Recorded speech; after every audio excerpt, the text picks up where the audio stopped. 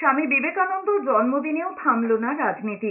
একই সময় সিমলা স্ট্রিটে স্বামীজিকে শ্রদ্ধা জানাতে হাজির হয়েছেন শুভেন্দু অধিকারী, শশী পাঁজা। দু দলেরই একই সময় কর্মসূচি। বিজেপির যুব মোর্চার ম্যারাথনে যোগ দিতে এসেছিলেন সুকান্ত মজুমদার। অন্যদিকে তৃণমূল কংগ্রেসের বর্ণাঢ্য শোভাযাত্রায় যোগ দিয়েছেন শশী পাঁজা, সুদীপ বন্দ্যোপাধ্যায়। রাজ্যের বিরোধী দলনেতা নাম না করে তৃণমূলকে আক্রমণ করে বলেছেন, যারা গেরুয়া রং দেখলে জ্বলে ওঠেন তারা স্বামী বিবেকানন্দর পথের পথিক হতে পারেন না। জবাবে রাজ্যের মন্ত্রী শশী পাঁজা বলেছেন, তিনি স্বামীজির অনুরাগী, এর বাইরে কোনো পরিচয় হতে পারে না। স্বামীজিকে নিয়ে রাজনীতি করা দুর্ভাগ্যজনক।